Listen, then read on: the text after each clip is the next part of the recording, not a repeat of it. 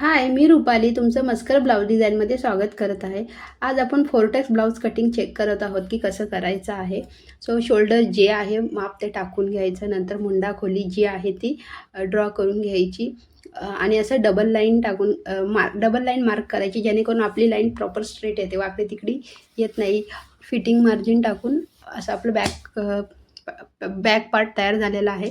So हे आहे front part फोरटेक्स। हा मी पेपर पॅटर्न स्वतः कट करून ठेवलेला आहे आणि त्याच्यावर मी कस्टमरचं मी नाव लिहिते, जेणेकरून जेव्हा नेक्स्ट टाइम ब्लाऊज येतो ना तेव्हा तोच पेपर पॅटर्न घेऊन आपण पुन्हा सुद्धा ब्लाऊज शिवू शकतो, जेणेकरून ते खूपच हेल्पफुल होऊन जातं आपल्याला की डबल पेपर कटिंग करायची गरज लागत नाही।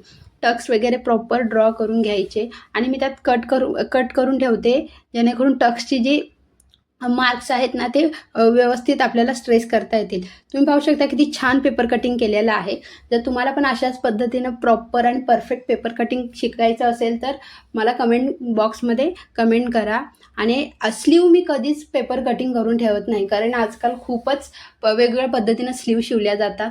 सो जरवेळी कस्टमर सेम स्लीव शिवेल ह्याची गॅरंटी खूप कमी आहे। सो बेटर वे आपण फॅब्रिकवरच करायचं, कारण कधी शॉर्ट असते, कधी लॉंग असते, कधी पफ स्लीव्ज, प्लिटेड स्लीव्ज अशा भरपूर पद्धतीच्या आहेत। सो बॉक्स करून घ्यायचा लांबीचा, रुंदीचा। कॅप हाईट पण खूप इम्पॉर्टंट असते स्लीव्जमध्ये।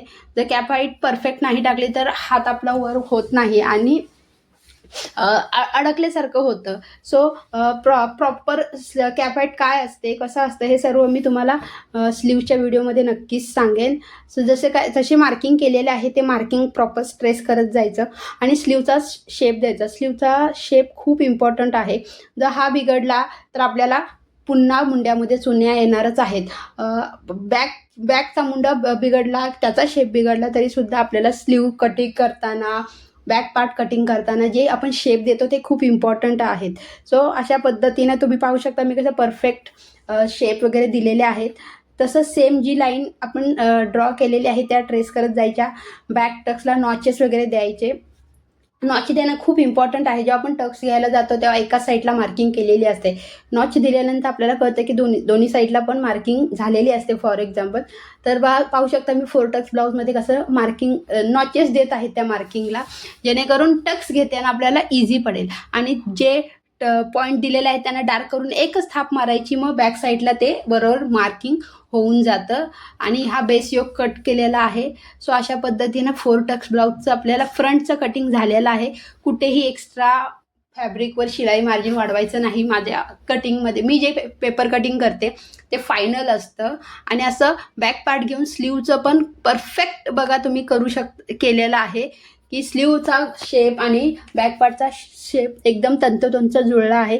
म्हणजे आता आपल्याला अजिबात मुंड्यात फुगा येणार नाही किंवा चुन्या पडणार नाहीत। अशा पद्धतीने छानपैकी कट करून घ्यायचा। तुम्ही पाहू शकता किती छान शेप आलेला आहे, एकदम फिश कट वाटत आहे। हा शेप खूप इम्पॉर्टंट असतो। बाहीची उंची वगैरे चेक करून घ्यायची, पुन्हा प्रॉब्लेम नको। एकदा आपण कट केलं की आपण काहीच करू शकत नाही। सो व्हिडिओला नक्की एक लाईक करा, कमेंटसुद्धा करा आणि माझ्या चॅनलला सबस्क्राईब करायला अजिबात विसरू नका। चलो बाय।